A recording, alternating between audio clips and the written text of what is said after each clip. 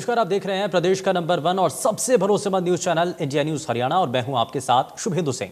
कभी भी कोरोना की तीसरी लहर दस्तक दे सकती है, वैज्ञानिकों ने इसकी चेतावनी जारी की है। तीसरी लहर की आशंका को देखते हुए स्वास्थ्य महकमा और सरकार बार बार कोरोना नियमों के बारे में पालन करने की अपील कर रही है, तो वहीं वैक्सीन लगवाने की भी लगातार हिदायत दी जा रही है, अपील की जा रही है। और इंडिया न्यूज भी अपने सभी दर्शकों से अफवाहों पर ध्यान न देकर टीका लगवाने की अपील कर रहा है। और इसीलिए आपकी सेहत की फिक्र करते हुए हमने खास कार्यक्रम हेलो डॉक्टर की शुरुआत की है। अगर आपको या परिवार में किसी को भी स्वास्थ्य संबंधित कोई भी परेशानी है तो हमारे इस खास शो में डॉक्टर से सीधे आप बातचीत कर सकते हैं। आप वैक्सीन या फिर कोरोना संबंधित जानकारी भी डॉक्टर से ले सकते हैं।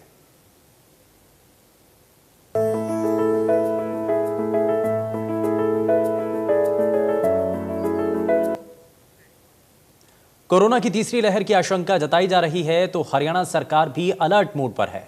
सरकार की ओर से लगातार तैयारियां की गई हैं और साथ ही साथ क्या तैयारियां की गई हैं जरा ग्राफिक्स के जरिए आपको दिखाते हैं। ये ग्राफिक्स भी हैं। दरअसल तीसरी लहर से निपटने की जो तैयारी प्रदेश की सरकार ने की है, कैसे आप प्रदेश की सरकार की तैयारियां हैं जरा आप देख रहे हैं। टास्क फोर्स का गठन किया गया, उपकरण और दवाइयों के स्टॉक की निगरानी पूरी तरीके से की गई है और साथ ही साथ इस दौरान बेड हो, ऑक्सीजन की व्यवस्थाएं हो, वेंटिलेटर की संख्या हो, ये सभी चीज़ों के अंदर इजाफा किया गया है। यानी कि तीसरी लहर का अगर अंदेशा है तो ऐसे में प्रदेश की सरकार के द्वारा तैयारी भी है। डॉक्टर, पैरामेडिकल स्टाफ की नई भर्ती की गई है और कई जिलों के अंदर ऑक्सीजन के नए प्लांट लगाए गए हैं ताकि ऑक्सीजन की किल्लत किसी भी तरीके से प्रदेश के अंदर ना बन पाए। पानीपत, हिसार में 500 बेड के अस्पताल बनाए गए हैं, तैयारी की गई है। और तीसरी लहर से निपटने की ये जो तैयारियां हैं ये आम लोगों के लिए बहुत हद तक राहत देने वाली हैं। और अगर खुदा न खास्ता अगर तीसरी लहर आती भी है तो ऐसे में व्यवस्थाएं प्रदेश के अंदर तैयार की गई हैं, तय की गई हैं। उपकरण हो, दवाइयां हो, बेड्स की संख्या हो, ये सभी चीजें व्यवस्थित की गई हैं। लॉकडाउन का सख्ती के साथ पालन किया गया। दरअसल दूसरी लहर में कैसे कोरोना को हराया गया ये भी आपको ग्राफिक्स के जरिए दिखा रहे हैं। टेस्टिंग लैब की संख्या बढ़ाई गई थी उस वक्त और कोविड देखभाल केंद्रों में बढ़ोतरी की गई थी, जिसका असर देखने को मिला। कोरोना संक्रमित जो मरीज थे उनकी संख्या धीरे धीरे कम होती चली गई। कोविड संक्रमण आकलन के लिए सर्वे तक किया गया था, जो कि आंकड़े आपने देखे भी। ई संजीवनी और टेली परामर्श सेवाएं शुरू की गई और इससे आम लोगों को राहत मिली। टेलीमेडिसिन की भी शुरुआत इस दौरान की गई।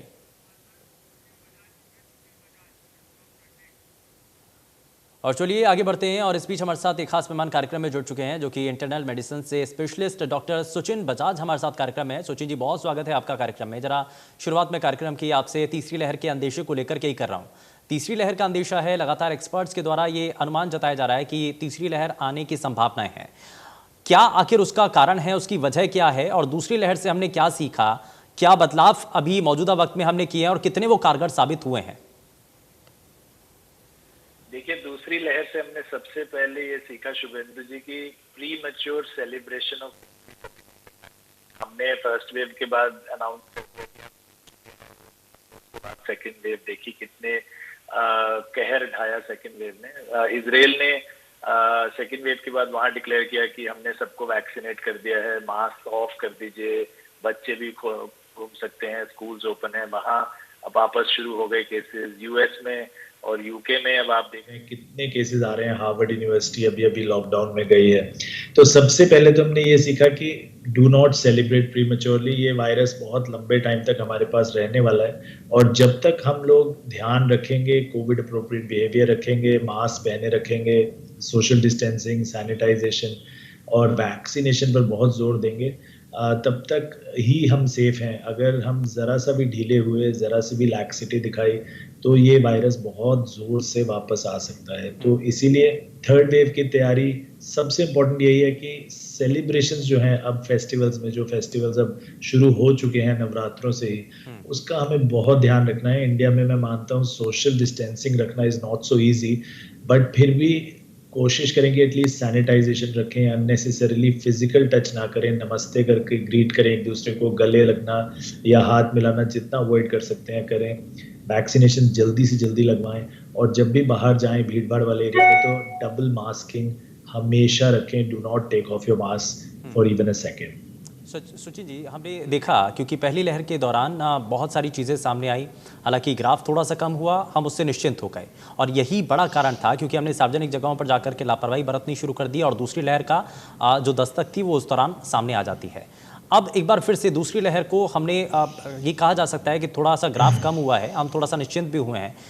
क्या ये बहुत क्रूशल टाइम है, ये बड़ा चुनौतीपूर्ण समय है? अगर हमने इस समय को पूरी तरीके से बैलेंस कर लिया, हमने इसको बड़े आराम से और लापरवाही अगर ना बरती, तो हम तीसरी लहर का जो अंदेशा है हम उसको टाल सकते हैं क्या? डेफिनेटली, लेकिन ये देखिए कि हमारा जो बेस है वो बहुत हाई है। अभी जो फर्स्ट वेव हमने देखा था 99,000 के अप्रोक्सीमेटली केसेस पर डे पर पीक हुई थी। हाँ। वो जीरो बेस से शुरू हुई थी। सेकेंड वेव हमारी 2000 के करीब केसेस, 1500 के केसेस करीब आ रहे थे और वो 4 लाख पर डे पर चले गए सडनली। तो अभी भी हमारे केसेस जीरो नहीं है, base is still very high, it is 10 times that of the second wave. अभी भी 20,000 केसेस रोज आ रहे हैं हमारे पास। तो अगर हमने इस समय नहीं प्रिकॉशंस रखे तो ये बहुत ज़्यादा स्प्रिंग बोर्ड बहुत ज़्यादा जंप कर सकता है, क्योंकि 2000 से अगर 4 लाख पर गए, 0 से 1 लाख पर गए, तो 20,000 से आप सोचिए कहाँ तक पहुँच सकते हैं केसेस सडनली। तो बहुत ज़्यादा ध्यान रखने की ज़रूरत है डेफिनेटली। बट अक्टूबर, नवंबर, दिसंबर बहुत क्रिटिकल मंथ्स हैं और हम एक्चुअली डॉक्टर्स की सांस रुकी हुई है। हम उम्मीद बहुत कर रहे हैं कि थर्ड वेव ना आए, बट अगर आई तो काफ़ी ज़्यादा केसेस देखने को मिल सकते। क्योंकि डॉक्टर सुचिन, हम इसलिए भी इस बात का जिक्र कर रहे हैं क्योंकि जितने भी एक्सपर्ट्स हैं या जितने लोग हैं हेल्थ सेक्टर से जुड़े हुए, वो ये अनुमान लगा रहे थे कि अक्टूबर या नवंबर, और अक्टूबर तो चल ही रहा है, तो अभी तक तो फिलहाल चीज़ें थोड़ी सी बैलेंस हैं और अभी तक स्थिति थोड़ी सी नियंत्रण में नज़र आ रही है। तो अभी ये खतरा कब तक हम माने? क्या ये दिसंबर तक अगर हम पूरा समय निकाल ले आराम से, तो उसके बाद थोड़ा सा जो क्रूशल टाइम है वो निकल जाएगा, ये मान लें? जी बिल्कुल, अगर दिसंबर तक केसेस नहीं बढ़ते हैं तो then we can be pretty sure कि we have gone through the worst time, और उसके बाद केसेस बढ़ने का अंदेशा काफ़ी कम होगा। क्योंकि यही एक क्रूशियल टाइम है जब वैक्सीनेशंस पूरी तरह नहीं हुई हैं, फेस्टिवल्स आ रहे हैं, और हम कितना भी कॉशन करते रहें, लोगों में एक लैक्सिटी आ ही गई है। आप देखिए रोड्स बिल्कुल फुल हैं, सारे टूरिस्ट स्पॉट्स फुल हैं, मार्केट्स फुल हैं, मास्क सब अपनी चिन पर लगाकर घूमते हैं, कोई भी प्रॉपरली मास्क्ड अप नहीं है।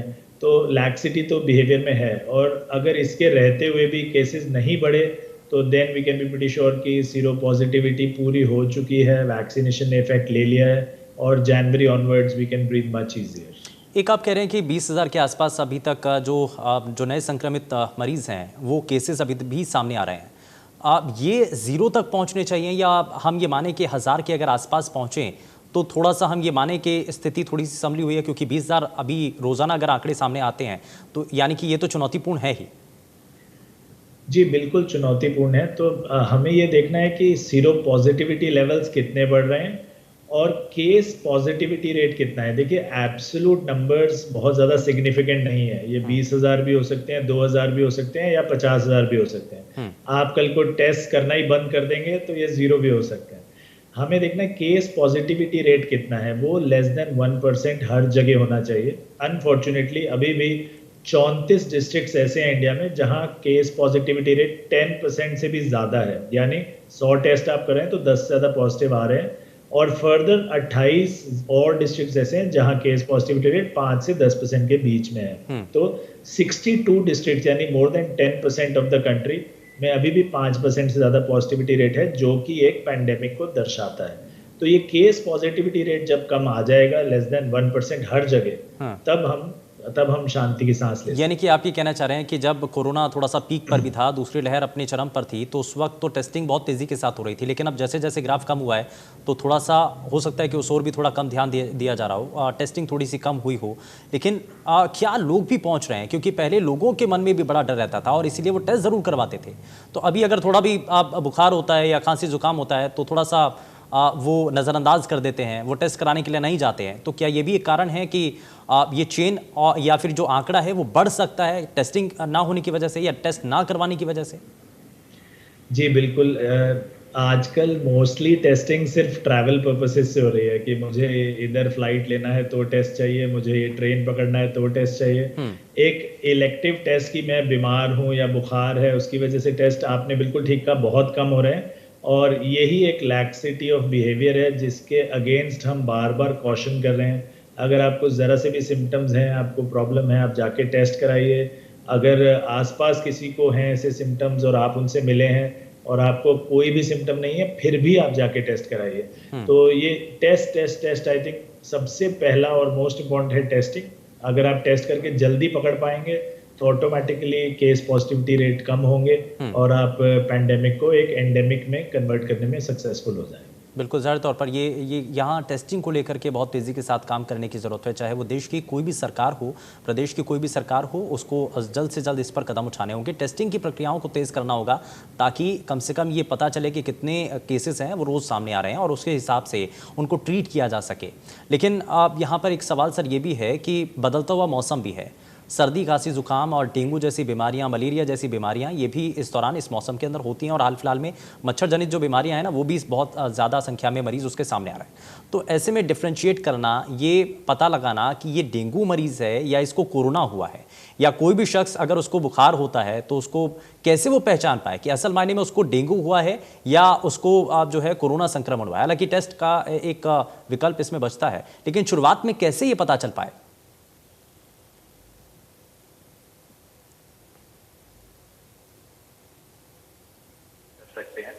देखिए, अगर आपका स्मेल चला जाता है बिल्कुल, तो ऑलमोस्ट 100% है कि वो कोविड है। It is even as specific as RTPCR. कई स्टडीज आई हैं जिसमें लॉस ऑफ स्मेल को उतना ही स्पेसिफिक माना गया है जितना एक आरटीपीसीआर टेस्ट है। बाकी सिम्टम जैसे डेंगू में देखिए, उसको हम हड्डी तोड़ बुखार बोलते हैं। उसमें बहुत ज्यादा आपके शरीर में दर्द होता है, ऐसा लगता है जैसे कोई हड्डियां तोड़ रहा है आपकी। तो वो एक बहुत डिफरेंट है। कोविड में ज्यादातर खांसी आना, सांस फूलना, छाती में दर्द होना, ऐसे सिम्टम्स ज्यादा हैं। तो ये दो डिफरेंट सिम्टम्स अगर आप देखते हैं तो डेंगू के सिम्टम्स में बहुत ज्यादा बॉडी एक्स हैं, उल्टी आती है, पेट फूलता है, चक्कर आते हैं, खाना नहीं खाया जाता है। अगर उस तरफ लग रहा है तो डेंगू की चांसेस ज्यादा हैं। अगर आपके लॉस ऑफ स्मेल है, खांसी ज्यादा है, जुकाम वगैरह नहीं है, सांस फूल रहा है, छाती में दर्द है, तो कोविड के सेंस ज्यादा है। बट मेरी अपील यही है कि सेल्फ डायग्नोसिस की कोशिश ना करें। अपने आप को ना सोचें कि नहीं मुझे ये है। डॉक्टर से जाके मिलें, उनसे मशवरा लें, सलाह लें और जैसा वो गाइड करें वैसा ही करें, तो आप स्वस्थ रहेंगे। बिल्कुल। और ये कुछ लक्षणों की पहचान भी है कि अगर आपको स्मेल नहीं आ रहा है, लेकिन इसमें सबसे बड़ा फैक्टर क्या स्मेल को ही माना जाएगा? बुखार आ रहा है, क्योंकि बुखार तो दोनों में आएगा, लेकिन जैसा कि आपने डिफ्रेंशिएट भी किया सर कि अगर आपको शरीर में दर्द हो रहा है, आप घुटनों में दर्द हो रहा है, शरीर के अलग अलग हिस्सों में दर्द हो रहा है और बुखार भी आपको तेज़ है, तो ऐसे में ये तो माना जा सकता है कि ठीक है डेंगू आपको है। लेकिन अगर आपको जुकाम भी है तो उसमें डिफ्रेंशिएट कर सकते हैं कि आप जो है आपको कोरोना हो सकता है। तो इसमें सबसे पहले आपको टेस्ट ज़रूर करवाना है, ये बड़ा ज़रूरी है।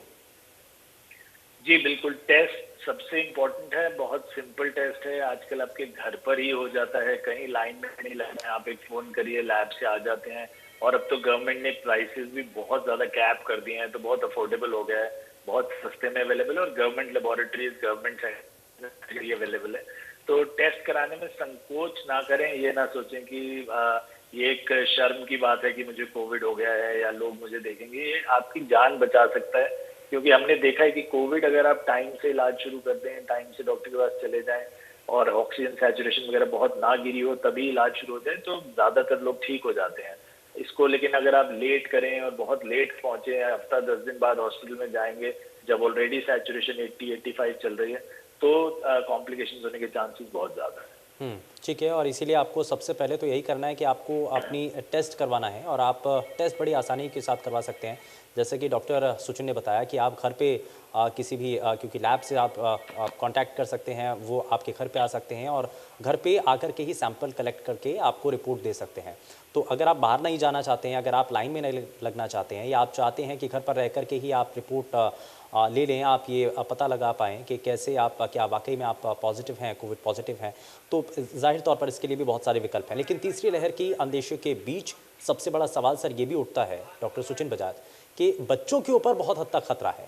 जो छोटे छोटे बच्चे हैं उनके ऊपर ज़्यादा खतरा है। तीसरी लहर अगर आएगी तो छोटे बच्चों को ज़्यादा प्रभावित करेगी। हालांकि इसमें दूसरी थ्योरी ये भी कहती है कि अभी तक छोटे बच्चों को ज़्यादा प्रभावित नहीं किया, क्योंकि इससे पहले तक जो वृद्ध लोग थे उनको प्रभावित किया, उस वक्त भी छोटे बच्चों को ज़्यादा प्रभावित नहीं किया, दूसरी लहर में भी छोटे बच्चों को ज़्यादा प्रभावित नहीं किया, तो उम्मीद यही है कि तीसरी लहर में भी छोटे बच्चे ज़्यादा प्रभावित नहीं होंगे। तो ये जो दो अलग अलग थ्योरी हैं, इनमें से किस पर भरोसा करना चाहिए? देखिए, लॉजिकली और साइंटिफिकली अगर देखेंगे तो ये मैं सबको आश्वासन दिलाना चाहूंगा, सब पेरेंट्स को निश्चिंत करना चाहूंगा कि घबराएं नहीं। बच्चों पर कोविड की बहुत ज्यादा असर होने की संभावनाएं बहुत ही कम है, ऑलमोस्ट नेग्लिजिबल। इसके 2-3 कारण मैं आपको बताता हूँ। सबसे पहला तो जो पहली और दूसरी वेव्स में जो ये संक्रमण फैला, अभी जो लॉजिकली लोग कह रहे हैं तीसरी वेव में इसलिए ज्यादा होगा क्योंकि सिर्फ बच्चे ही रह जाएंगे जो वैक्सीनेटेड नहीं है, ज्यादातर बड़े लोग वैक्सीनेट हो जाएंगे, तो बच्चों पर ये वायरस असर करेगा। लेकिन पहली 2 वेव्स में तो वैक्सीनेटेड तब भी नहीं थे, तो तब हमने देखा कि बच्चों के चांसेस बहुत कम थे हॉस्पिटल में एडमिट होने के। मतलब हजारों में एक बच्चा ये होगा या लाखों में एक, जितने अगर 1000 एडल्ट एडमिट हो रहे हैं उसके मुकाबले एक बच्चा आया होगा। ठीक है। तो उसमें ये सोचा गया कि शायद बच्चों में संक्रमण फैला ही कम, हुआ ही नहीं वायरस का इन्फेक्शन। लेकिन अभी जो सीरो सर्वे हुआ उसमें हमने देखा कि बच्चों में मोर देन 60% सीरो पॉजिटिविटी थी, यानी 60% से ज्यादा बच्चों को ऑलरेडी इन्फेक्शन हो चुका था और उन्हें कोई असर नहीं दिखा उस वायरस का, वो एसिम्प्टोमेटिक रहे। तो उम्मीद है ये वायरस ऐसे ही बिहेव करेगा और थर्ड वेव में भी। ठीक है, यानी कि बच्चों पर इतना ज्यादा खतरा नहीं है। आप ठीक है, मैं थोड़ा सा आगे बढ़ते हैं। इस बीच हमारे साथ एक दर्शक कार्यक्रम में जुड़ चुके हैं बहादुरगढ़ से किशोर। बहुत स्वागत है आपका किशोर कार्यक्रम में, अपना सवाल रखिए। नमस्कार सर, मेरा सवाल ये है कि अभी स्कूल खुल गए हैं, बच्चे जा रहे हैं। तो अब तो पूरी तरह से खुल गए हैं, लेकिन बच्चे थोड़ी भीड़ रहती है स्कूल में। तो वैसे तो अब डेंगू आ गया है और वायरल, तो क्या डेंगू वायरल ज्यादा है या कोरोना? ऐसा किस पे हम ज्यादा फोकस करें बच्चों के लिए? ठीक है, यानी कि खतरा ज़्यादा कौन सा बड़ा है, क्योंकि अलग अलग खतरे हैं डॉक्टर सुचिन। मुझे लगता है कि उनका सवाल ये भी है कि खतरे बहुत सारे हैं, डेंगू का भी खतरा है, मलेरिया का भी खतरा है और दूसरी तरफ कोरोना का खतरा तो बना ही हुआ है। तो अब किससे ज़्यादा बच्चे प्रभावित हो सकते हैं, किससे बचाना होगा, ज़्यादा जोर किस पर देना है? जी शुभेंदु जी, किशोर जी, बहुत अच्छा सवाल था ये। देखिए, बच्चों की प्रोटेक्शन बहुत जरूरी है, चाहे कोरोना हो, चाहे डेंगू हो, चाहे उल्टी दस्त हो, चाहे नॉर्मल वायरल इन्फेक्शन हो, चाहे मलेरिया हो, ये सभी बच्चों पर असर कर सकते हैं। जैसा मैंने अभी बताया, थैंकफुली कोरोना का बहुत ज्यादा असर नहीं दिखा है, वो यूजुअली माइल्ड डिजीज ही करता है। But dengue, malaria, scrub typhus और उल्टी दस्त, गैस्ट्रोएंटेराइटिस, ये बच्चों पर बहुत भारी पड़ सकते हैं। उल्टी दस्त से ही हमारे देश में लाखों बच्चे हर साल अपनी जान गंवा देते हैं। तो इन चीजों का ध्यान रखना बहुत जरूरी है। बच्चों को सिखाएं कि फुल स्लीव्स के कपड़े पहने, पैंट्स फुल पहने, सॉक्स और शूज जरूर पहने, दिन में स्पेशली ध्यान रखें क्योंकि डेंगू का मच्छर दिन में ही काटता है। मस्कीटो नेट्स लगा के रखें, मस्कीटो इम्प्लांट्स लगाएं, पेस्ट लगाएं। तो आसपास पानी इकट्ठा ना होने दें, गंदगी ना इकट्ठा होने दें। स्कूल में भी ध्यान रखें कि कहीं पर पानी इकट्ठा ना हो रहा हो।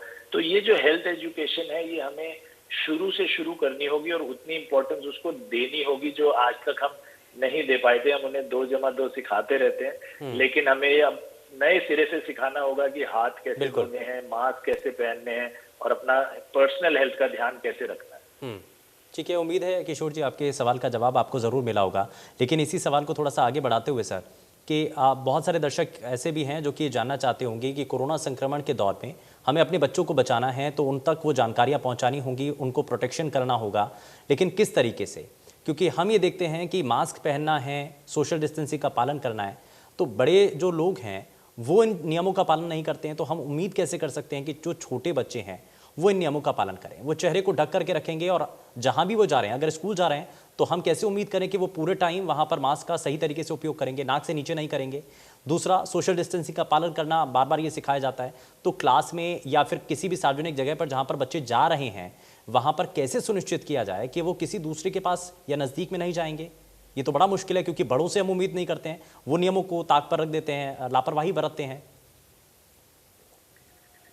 देखिए, यूजुअली मैंने ये देखा है कि बच्चे बड़ों से हमेशा ज्यादा समझदार होते हैं और रूल्स फॉलो करने में ज्यादा एमेनेबल होते हैं। वो चाहते हैं कि रूल्स फॉलो किए जाएं, लेकिन जब वो अपने बड़ों को देखते हैं कि ये रेड लाइट तोड़ रहे हैं या लाइन में नहीं खड़ा होना चाह रहे हैं या मास्क अपने चिन पर पहन रहे हैं, तो वो एम्यूलेट करते हैं हमें। हम उनको कितना भी सिखाते रहें, लेकिन जो हम करते हैं वो बच्चे बहुत ध्यान से देखते हैं और वही करना चाहते हैं। तो अगर हम चाहते हैं कि बच्चे मास्क पहने, चाहते हैं कि बच्चे सोशल डिस्टेंसिंग रखें, अपने हाथ सैनिटाइज करें, तो सबसे पहले हमें खुद करना होगा। ये हमें उनको एज एन एग्जाम्पल बन के दिखाना होगा। और मैं काफी स्कूल्स में गया इन दिनों पीछे as a medical expert to advise on Covid protocols. मैंने देखा कि स्कूल्स में जो हालात हैं वो बहुत बेहतर हैं कंपेयर टू जो बाहर स्कूल्स के हम देख रहे हैं मार्केट्स में, टूरिस्ट स्पॉट्स पर हॉलीडेज करते हुए पेरेंट्स को जो कोई प्रिकॉशंस नहीं बरत रहे हैं, लेकिन स्कूल में जैसे ही बच्चा जाता है तो उनकी घबराहट शुरू हो जाती है। अभी भी स्कूल्स में एक डेस्क पर एक ही बच्चा बैठ रहा है, इवन लंच ब्रेक्स तक नहीं दिए जा रहे हैं। कई कई स्कूल्स में सिर्फ पानी पीना अलाउड है, वो भी अपनी बॉटल से। No sharing of any things, no books, no water bottles. तो ये सब चीजें जो है स्कूल्स में तो शुरू हो चुकी हैं और हमें उन पर ट्रस्ट भी करना होगा। स्कूल के सारे स्टेक होल्डर्स, देखिए स्कूल की management, teachers, para teaching staff, students और पेरेंट्स, इन सबको एक ही ठीक है। ये जाहिर तौर पर बड़ी महत्वपूर्ण बातें आपके द्वारा बताई गई हैं। सर बहुत शुक्रिया अपना कीमती समय इंडिया न्यूज़ को देने के लिए। आप हमारे साथ जुड़े, आपने हमारे सभी दर्शकों तक कई महत्वपूर्ण जानकारियां पहुंचाई हैं। तो सावधानी ही बचाव का एकमात्र रास्ता है और इसी रास्ते पर आपको चलना होगा। पेशकश के लिए मैं फिलहाल के लिए बस उतना ही। नमस्कार।